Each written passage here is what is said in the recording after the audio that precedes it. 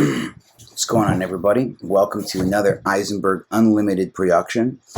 And in this video, we're going to be discussing, we're going to be looking at one of the first parts, which is breaking free from the delusion of self.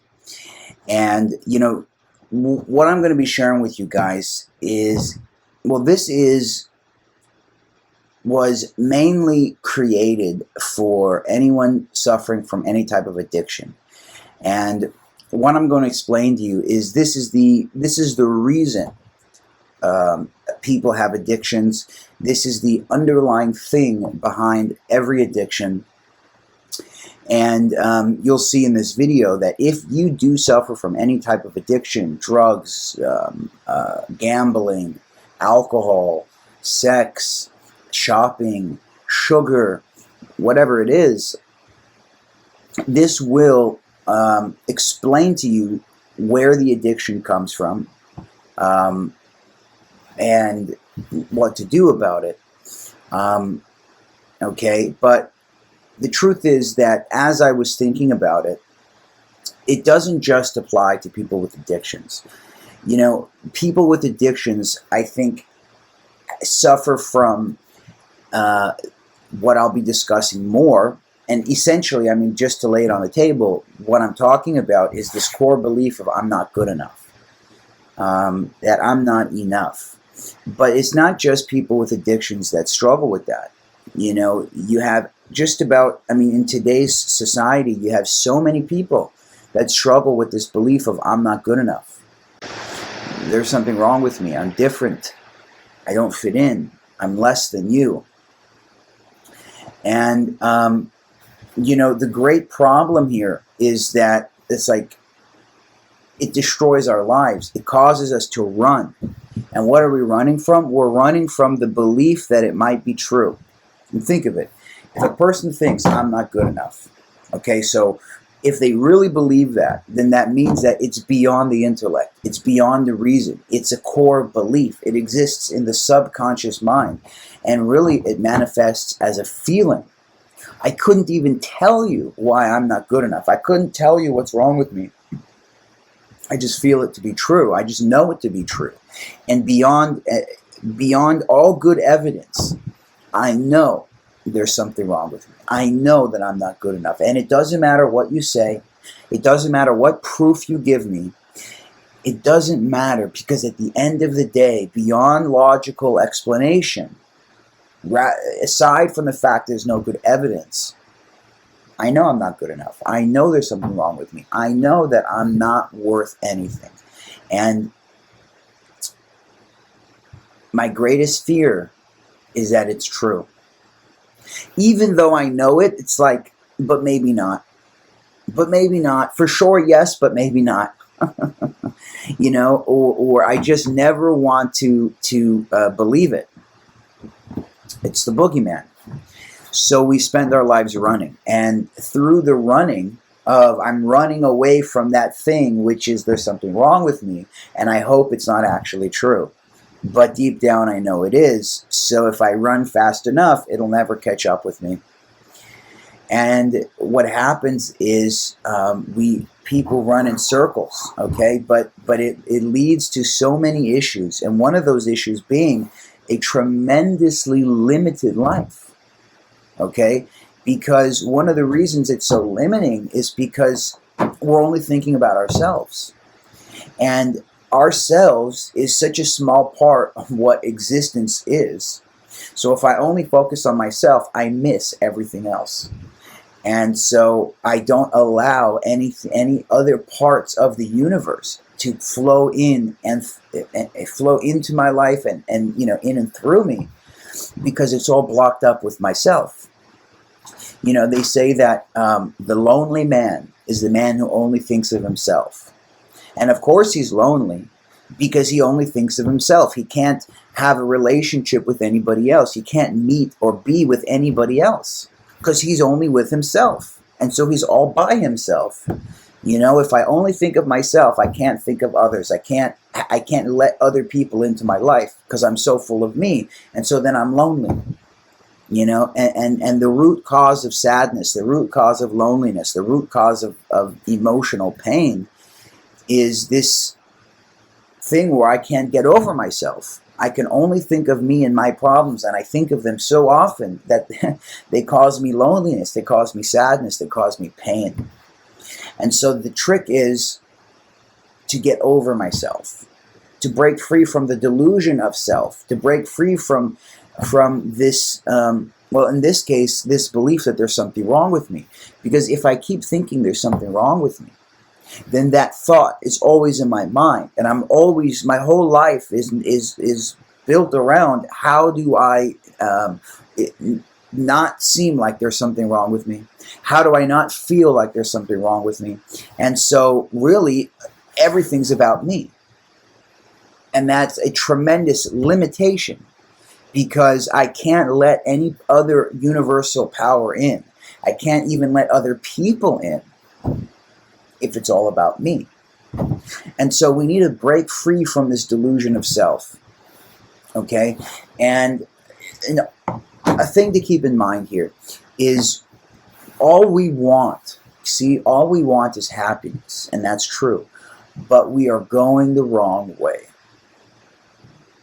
And the way that I think about it is like this.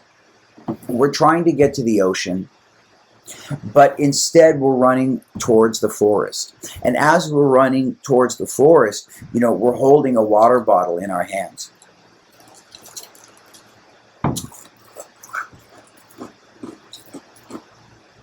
But we're holding a water bottle in our hands, and we're splashing water in our face. And we're saying, look, I'm getting closer to the ocean. I can feel the water against my cheeks. But the reality is we're running deeper into the forest, thinking we're getting to the ocean. And why are we running? What is it that we want? I mean, we want happiness, contentment. We want a life that we love. We want a life that gives us a good pleasure that we want to wake up for. And so we want to make sure we're running in the right direction. And if we're suffering from the belief of there's something wrong with me, that I'm not good enough, so then that influences everything, okay? And that is going to prevent us from actually ever getting to the ocean, from getting to the place of happiness, because it's a smokescreen, as we'll see here today. And it causes me to be only focused on myself. And if I'm only focused on myself, I miss everything. Okay, so it's time to really begin to expand our consciousness. And the first thing to do that is to get rid of this sense of self. And a lot of people are held back by this great pain that they can't get rid of. It's like, how can I stop thinking of myself? I'm in pain. My heart hurts. My emotional life is not good. I'm insecure. I'm stressed out. I'm discontented with things. I'm unhappy. I'm overly emotional, overly this. It's like, so how can I ever get over myself if myself is so loud? So again, a big root of all those things is this belief that there's something wrong with me. And the thing is that, it's important to keep in mind is that if you don't think there's something wrong with you, but you're relating to the things I'm saying, so think again. And something wrong with you is maybe the wrong words to use, because there's nothing wrong with you at all. Okay, really the only thing that's wrong with us is we think there's something wrong with us. That's really the problem, is we think there's a problem. There is no problem. It's all created in our mind. But here's the point, is that only a broken vessel lets in light. So until a person is willing to admit that I'm trying to get to the ocean, but I'm running deeper into the forest, only then can they begin to turn around and run in the right way. And so the root and the core of the issue is that we think we're different. We think we're not good. We think there must be something wrong with me. And this is the voice that plays in our head, that even after, getting the external validation, even after accomplishing the thing, even after pushing the people away, even after whatever it is happened, the voice comes in our head and it says, but don't forget, there's something wrong with you. You're different. You're not good. Well, so how do we get over that? I mean, where does that come from? How do we defeat that? And the sick part is that therapists will start telling you, oh, you want to know what's wrong with you? Oh, I'll tell you what's wrong with you. Your mother doesn't love you. Your father doesn't care. Your brother is an asshole. Your sister is this. Da, da, da, da, da, da, da, da. And they will create this whole illusion. Okay, none of those things are a problem. Okay, and they certainly are not what's wrong with you, because there's nothing wrong with you. But what happens is we begin to search for the source of what's wrong with me. Because I have this pain, so there must be something causing the pain. So I need to go and find this deep-seated issue that is within me, that if I were to deal with this issue, this trauma, if I were to overcome this trauma, then maybe I would fix my pain and I would fix my problem. And so the search goes on.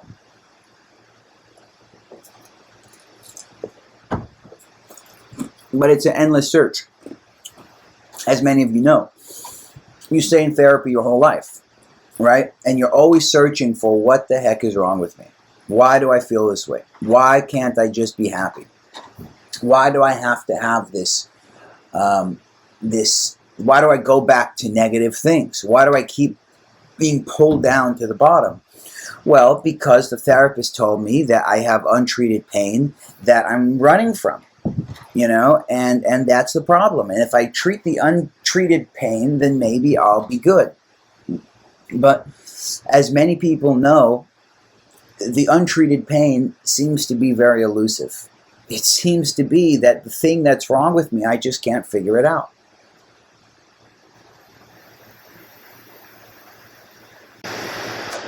And so I have this problem where I know there's something wrong with me. I hope there's not.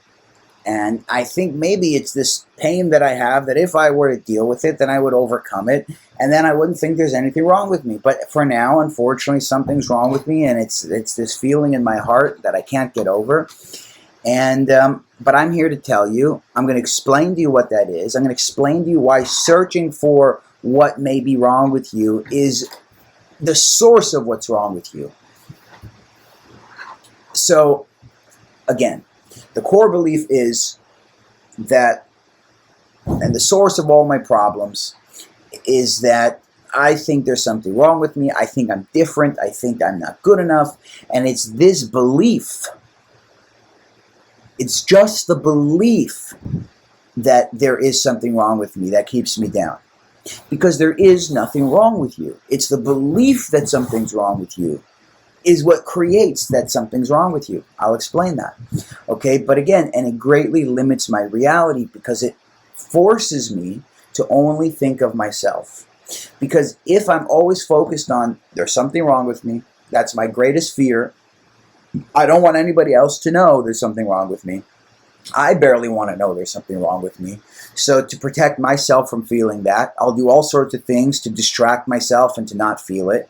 And to make sure you don't think it, I'll adjust my character to present a person to you who doesn't seem like there's anything wrong with them. Because maybe if you think there's nothing wrong with me, maybe I'll believe it too. So it all comes down to the four core beliefs that many people have today. Okay, and these core beliefs, these are subconscious things. These are things that are beyond logic, beyond intellect. And so the core belief number one is there is something wrong with me. I'm different somehow. I'm not good enough. And This is, like I've said, beyond intellect, it's beyond reason, it's beyond logic. This is a soul level thing. This is a thing where it's such a deep truth, I can't touch it. I can't even it's primordial. Because I can't tell you, if I asked you right now, what's wrong with you? You couldn't tell me. You couldn't tell me. You can give me bad thing that's, like, for example, I've asked people, what's wrong with you? And they'll say, oh, like I say, give me a proof that there's something wrong with you. Prove to me there's something wrong with you. Tell me, what is it? They'll say, oh, I was, I can prove to you something. I was bullied in school. People treat me terribly. Or I look a certain way. Or whatever it is. And invariably, what comes out, though, is that anything that a person tells me what's wrong with them, it's like, well, that's not the source of what's wrong with them. It's because there's something wrong with them that those things are true. It's because there's something wrong with me that I'm so ugly. It's, oh, what's wrong with you? I'm ugly. Well, no.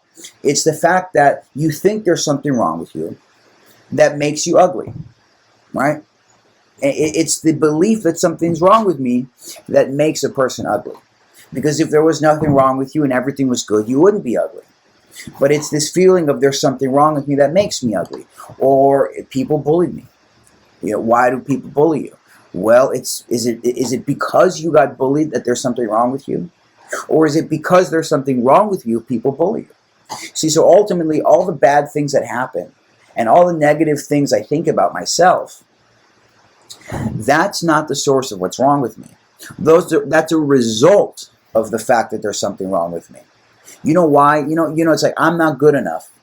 And because I'm not good enough, I don't look a certain way. I don't act a certain way. I don't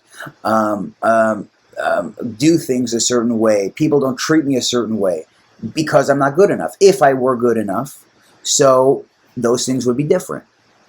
So why aren't you good enough? Well, I just know it. I just feel it to be true.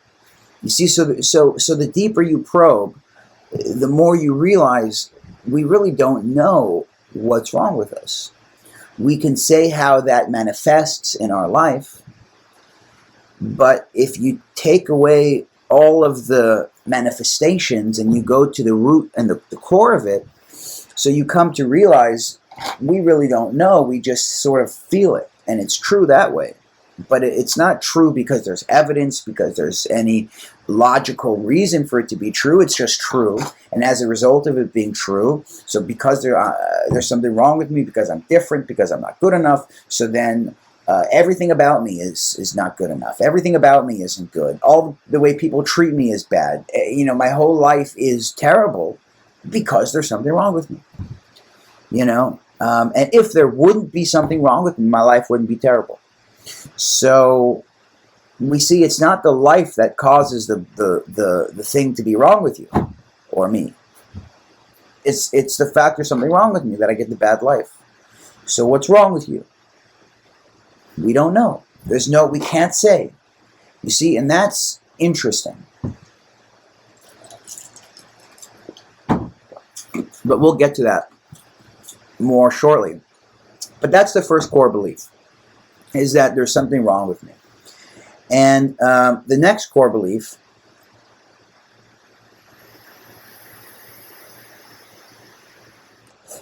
no one will ever love me. So this is a logical next point from the first one. Because there's something wrong with me, because I'm different, because I'm not good enough, so of course, no one will ever love me. I'm unlovable. And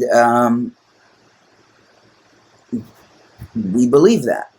We believe that. We believe we are unlovable. We believe that nobody could really love us or care about us. And if they say they do, it's not true. And there's all sorts of reasons we can give why it's not true. We can say, oh, it's not true because they don't really know me. right? I presented a person to them that's not the full version of myself. So if they would see the full version of myself, they wouldn't love me. Or they're just saying it because right now it fits in their life. But it's not real love. It's just, it's just something they're saying right now. Or they don't really love me, they just feel sorry for me. Or, they don't really love me, they love what, so we can't accept it. No matter what happens, because there's something wrong with me, no one will ever love me. And if they say they do, they really don't. And of course, because nobody will ever love me, no one will ever stay. I'll always be abandoned. There's something wrong with me. I'm unlovable, and nobody wants me. I'm always going to get abandoned. No one's going to stay in my life. And, this is painful stuff. And this is what many people believe. Like I said, for sure, drug addicts, gambling addicts, alcoholics, shopping addicts, sugar addicts. But even if you're not at the level of addiction, many people, especially in today's society, still suffer from these beliefs.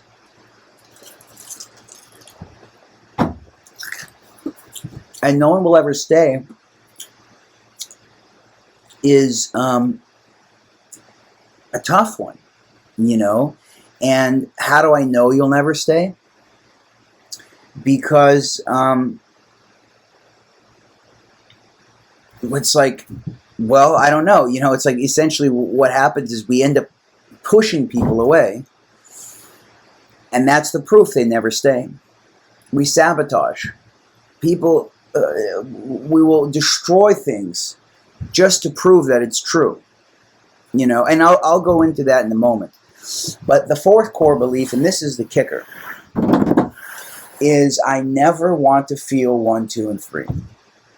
You see, because I have this deep-seated belief that there is something wrong with me. I'm different. I'm not good enough. And because of that, of course, nobody will ever love me. And because nobody ever loves me, certainly no one will ever stay in my life. But now, these things are the most painful things a person can possibly deal with. And anybody who has these beliefs, their greatest fear is that it's all true. That's the greatest fear. Maybe it's all true. And so I never want to feel 1, 2, and 3. I never want to feel like there's something wrong with me. I never want to feel like nobody loves me. I never want to feel like people will abandon me.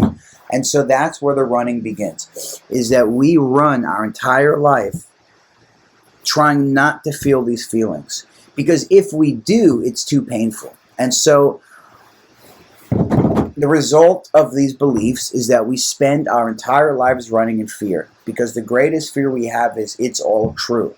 And that means we're unwilling to face these things because we think they're real. We think they're so real. And we just will do anything to stop it from ever catching up with us or ever getting other people to see it as true either. So here we have to stop. Because before we continue, you must know it's not true. It's not true that there's anything wrong with you. It's not true that nobody loves you. It's not true that nobody will stay, that people will abandon you. It's not true. As much as you may think it's true, you have to know it's not true. And whatever happened that made you feel that way, you didn't deserve it. You didn't deserve not getting the love you needed growing up. You didn't deserve that you had to maybe go through traumatic and emotional and abusive situations. You didn't deserve if you were bullied. You didn't deserve if you were neglected, if you were forgotten. You didn't deserve it. It shouldn't have happened. It should not have happened. You think of a little kid full of joy, full of happiness, and who gets these tragic situations that happen to them. Regardless what it is. Think of this little kid who only wants to give love and be loved, but that little kid didn't get the love he needed or she needed. But the thing is that whatever happened, it did happen. And now we do have these beliefs. There's something wrong with me. Nobody loves me. Nobody's going to stay in my life. And these beliefs are a direct result of what happened. Whatever happened growing up. We don't get the love we need. And I'll explain later on why it comes out like this. But we don't get the love we need. And we begin to believe we're not good enough. And that's just what happens. But it's not actually true. It's not true. It's only true in that you believe it, and that you hold on to it, that you let it guide you, that you let it run your life. But it's not actually true. It's the fact that you believe it and give it power that allows it to be true. But now that we do have these beliefs, that it's not our fault that we have them, but we do have them. It's time to take responsibility.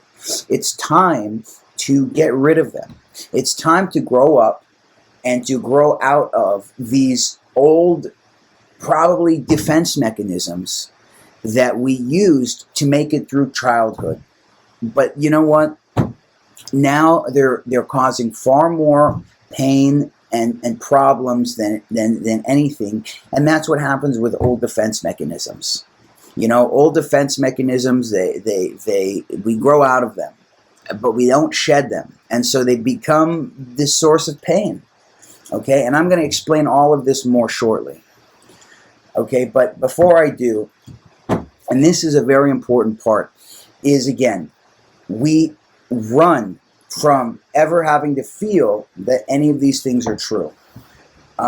We run from it. And here's how we run. The first way is we sabotage. And we sabotage it. Think about this for a moment.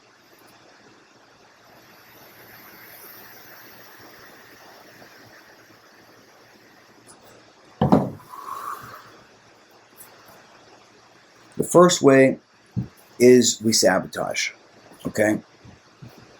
And the way that works is because there's something wrong with me and nobody loves me and people's not going to stay in my life, and I know those things are true. So if I'm in a relationship, let's say, and that person breaks up with me, so that will then prove that all those things are true. Because if they broke up with me, that proves there's something wrong with me. If they broke up with me, it proves I'm unlovable. It proves nobody will stay in my life. Or if I'm at a job and I get fired, so it proves I'm not good enough. It proves there's something wrong with me. It proves nobody will care about me. Nobody will stay, right? If people leave me, then it proves all these things are true. So what if I leave them first? What if I blow up everything? What if I destroy everything so that way they didn't leave me, I left them? So then it's not a proof. So then it doesn't prove anything. Because what would happen if I was in a relationship and that person broke up with me and I realized that the reason they broke up with me was because I'm unlovable, people abandoned me, something's wrong with me, like, that would be way too painful. And as soon as I feel like I'm in a situation where there's too much on the line, there's too much at stake, my heart is too open, and now I'm in a position where if they leave, it will destroy me because I'm so insecure about myself. So that's when we sabotage. We blow everything up. And that's a form of running. It's running away so that we never have to feel this imagined pain, which isn't even real. It's just we create it. But this is one of the ways that we run from it, and it tremendously affects our lives, is we end up sabotaging all opportunities, we sabotage all relationships, we sabotage everything because if we don't and it ends badly, then it will prove that there is something wrong with us and nobody loves us and people will abandon us. And the fourth core belief is that I never want to feel 1, 2, and 3. So we'll do anything to avoid that pain, even blowing up all the opportunities and relationships in our life. And the second thing we do is we change. Okay, and that means that we try to be somebody else and force people to see us as there's nothing wrong with me, to force people to see us as lovable, to force people to stay in our lives, you know. And so you see that where I think women, a lot of women who try to attract men and to, you know, a lot of women, they want the attention of men. They want men to see them as important. They want men to love them. They want men, you know, because ultimately a lot of this comes from the belief that there's something wrong with me. So if I change, if I look a certain way, if I act a certain way, then I can get them to love me. Because if I don't and I'm just myself, then they won't love me because there's nothing lovable about me. So I have to change a certain way to get people to care about me. Okay, and that's true with men as well. Men do the same exact thing. Okay, and it's not, I mean, it's if you have this thing, then you know exactly what I'm talking about. And a good metaphor that I like to use is, imagine a rock and he goes to a balloon party. Okay, and at the party, everybody at the party are balloons. And so to fit in, the rock puts on a balloon costume. And when he gets to the party, all of the balloons see the rock, but they see another balloon because his balloon costume is perfect. And so he's successful. He accomplished what he wanted to accomplish. Nobody sees him as a rock. They all see him as a balloon. It's just one problem. The rock knows he's a rock. So it doesn't matter how many people see him as a balloon. He'll always know I'm a rock, and nothing's going to change that. So it doesn't matter how many people we get to believe our costume, to believe the show we put on. We know the truth. And we know there's something wrong with me, nobody loves me, nobody's going to stay in my life, and it doesn't matter how many people I convince that I'm not that person. It doesn't matter how many people I convince to love me and to stay in my life and there's nothing wrong with me. As long as I believe it, it doesn't go away. It doesn't go away. And so changing doesn't work. It doesn't work. It doesn't work. And that's just another way that we run, okay? And we may go from changing to sabotaging to changing, and then we have isolation, okay? And this is because I know it's true. Nobody loves me. There's something wrong with me. Nobody's going to stay in my life. Because I know it's true, and dealing with it, the pain is too great. So why even go out and into the world?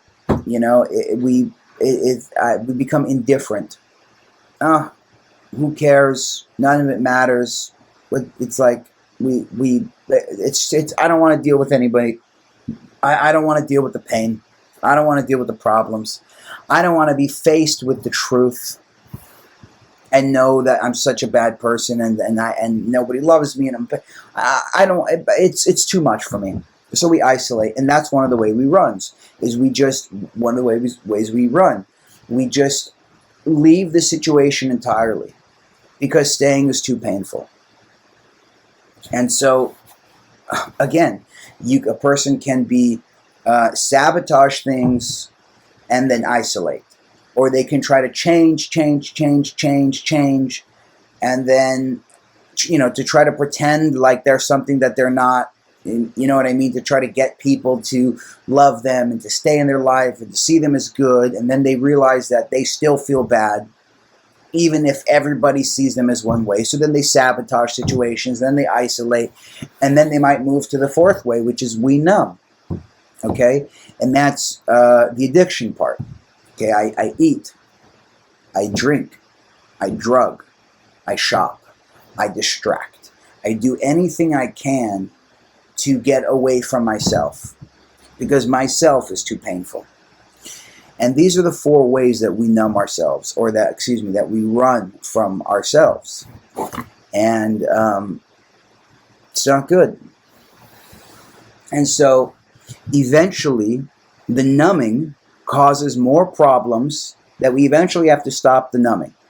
Right? If I'm shopping too much, I run out of money. If I'm gambling, I run out of money. If I'm drugging or alcohol, or then my life gets really bad. Or if I'm sugaring, eating, then I get too heavy, and I have all these problems. Whatever it is that I'm doing to numb, whatever distraction I'm using to block myself from these issues that I have, that are not true, but I think they're true. So the numbing causes more problems that we eventually have to stop the numbing.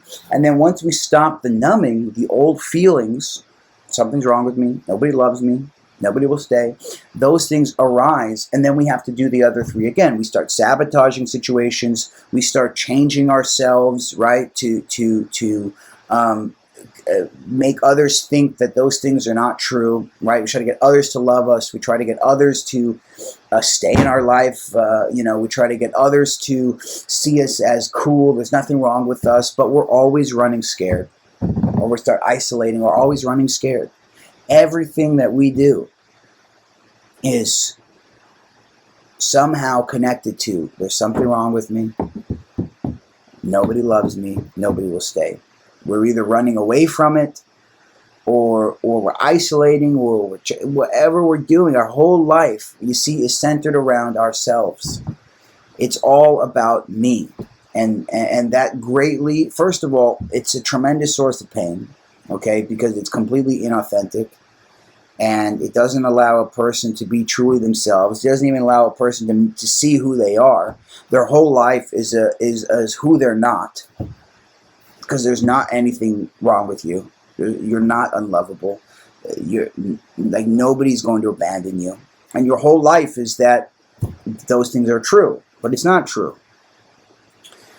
And so we're always running scared. We're always running. And so how do we break this thing of there's something wrong with me?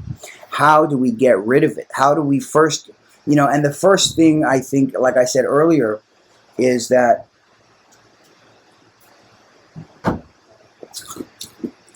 I've spoken to a lot of people, and it's not an easy thing to admit that these things are true. It's not an easy thing to admit that we believe this and that it runs our life. And ultimately, only you can be the one who admits this.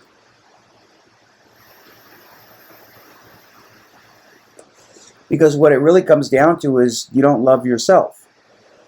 You don't love yourself. Because a person who loves themselves doesn't think there's anything wrong with them in this negative way. It doesn't think they're unlovable, doesn't think they're going to be abandoned. And so the first step of fixing any of this is to recognize that you're stuck in this problem. That you have this core belief. And your whole life is based on running away from it. Because you're scared that it's true.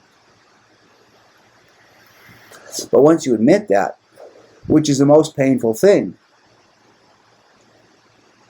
but once you admit that this is a reality of yours, so then you can begin to start running towards the ocean for real. You can begin to start fixing it. You can begin to stop running scared and start becoming who you truly are. And again, I mean, there's so many benefits to this, like, it's endless.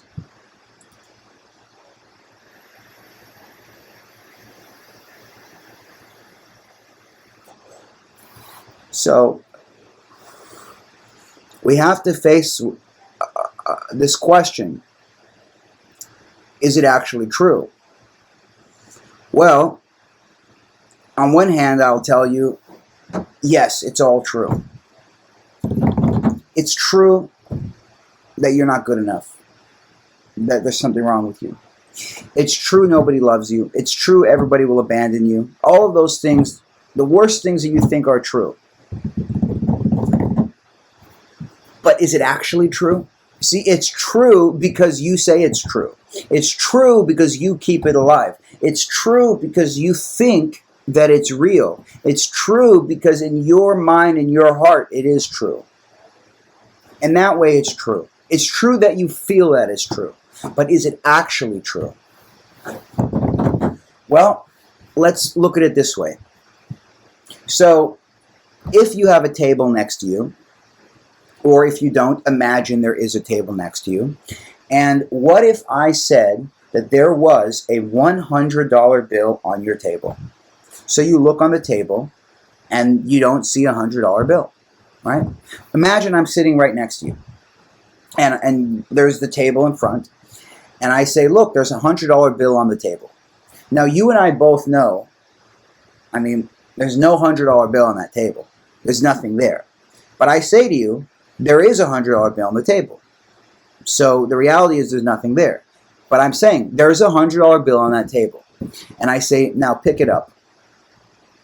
And you say, well, how could I pick it up? There's nothing there. And I say, no, it is there. It's there. I can see it. I'm telling you it's there. Pick it up. And you say, well, there's nothing there. There's nothing for me to pick up. I mean, and I say, no, don't you see it? It's right there. And you say, no, I don't see it. There's nothing there. So, why can't you pick the $100 bill up? I see it. And you don't. Why? Well, you tell me because it doesn't exist. Fine, you see it, but that's not reality. It's not actually there. I can't pick it up. It doesn't exist. And so that means, how do we know what is the definition of existence? You know, existence is that it takes up space and that there's evidence for its existence. And if there's no good evidence that something exists, so does it exist? If there's no evidence that something is real, if there's no evidence that something exists, if there is no $100 bill on the table, if it's not actually there, and you can't pick it up, you can't touch it, you can't, measure it, is it there? No, of course it's not there. And that's why you can't pick it up. That's why you can't touch it. That's why you can't move it. That's why you can't do anything with it. Because it doesn't exist. So, if there's no evidence that something exists, there's no $100 bill on the table, okay, you think there's something wrong with you, so what's wrong with you? You can't give me one reason that there's anything wrong with you. You can't tell me one reason there's something wrong with you. I was speaking to a person, and they say, you know what's wrong with me? People used to bully me all the time. No, that's not what's wrong with you. It's because there's something wrong with you. People used to bully you. And they say, oh, you know what's wrong with me? People didn't love me. No, it's because there's something wrong with you. People didn't love you. So what's wrong with you? Well, I don't know. You see, we really don't know what the hell's wrong with us. And then I say, if there's no evidence that something exists, if you can't give me one reason of what's actually wrong with you, aside from I feel this way, so it doesn't exist. It's this belief that you created in your mind that's not real. It's just a belief. It's not based on any evidence. It's not based on any fact. There's no true reason to believe there's something wrong with you. Fine, you believe it. So you believe all sorts of things that are not true. This is just another one of them. And so the only thing we're suffering from is that we think something is wrong with us. But there's nothing wrong with us. We think there's something wrong with us. That's why that we have a problem. I say a person goes to war, and there's two pains that he experiences. Okay, now he's going to war, so he thinks, oh boy, I might get shot, right? And so he has two pains. The first pain is that he thinks about the fact that he's going to go to war and he's going to be out there and he might get shot. And so the thinking about him getting shot is a tremendous source of pain for him, right? Because it gives him anxiety. It gives him emotional turmoil. He gets fearful, and the fear paralyzes him, and it causes him to be timid, and it causes him to maybe not want to go out into the battlefield, and he has anxiety, right? He has a lot of emotional pain from this fear of getting shot, even though nothing actually happened. And then the other pain that he has is he gets shot, right? And so there's two sources of pain in this world. One source is it happened, and another source is I'm scared it might happen. And so the source of pain that we're dealing with is not anything actually happened, or anything is actually happening, or anything actually exists. We're dealing with the fear of something happening, the fear of something existing. But in our case, the thing doesn't even exist. We're scared of something, which is we think there's something wrong with us, okay? But there isn't anything wrong with us. So what's the source of the pain? The fear that there is. The source of all the pain is I'm scared it might be true. I'm scared there's something wrong with me.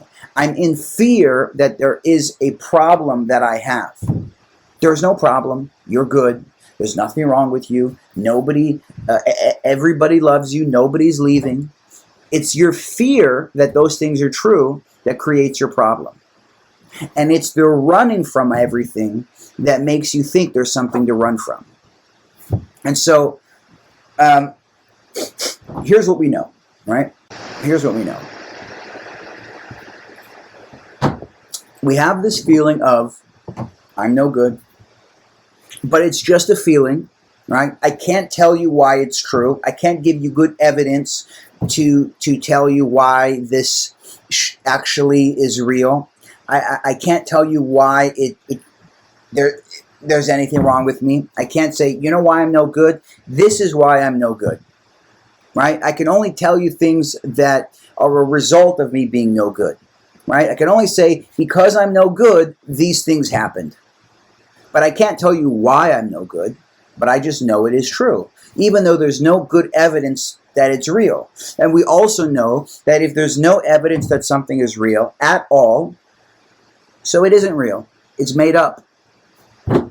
So if you keep searching for what's wrong with you, you'll never find it. If you spend your life looking to find out what's wrong with you, you're going to spend your whole life searching for nothing because it doesn't exist. And so this is what we need to realize. Here's the truth. It's all true, but only because you keep it alive.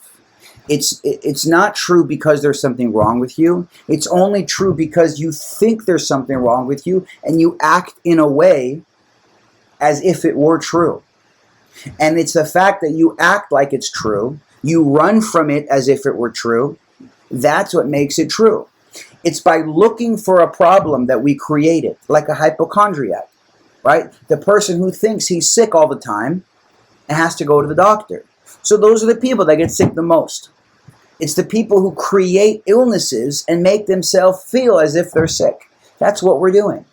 We're like a hypochondriac. We created this whole illness of there's something wrong with me, nobody loves me, nobody's going to stay in my life, and we created this whole thing, and we go to therapy and we look for the problem, and we run from it by sabotaging and changing and isolating and numbing. We do all these things as if it were real. But it's only the running and the searching, it's the running from the problem and looking for the problem, though that is the only thing that makes it real. It's by running that makes us feel there's something to run from. It's by saying that we need that we feel like we don't have. And so in the next part, I'm going to share with you guys a poem. And that we're going to look at the question, so why do I feel this way? And this will be discussed on part 2 of the series. Thank you guys very much. And thank you for watching another Eisenberg Unlimited production. Wait till part 2. We'll do a review of everything, and we're going to go into why do we feel this way, and I'm going to share with you guys a poem that I wrote. Thanks.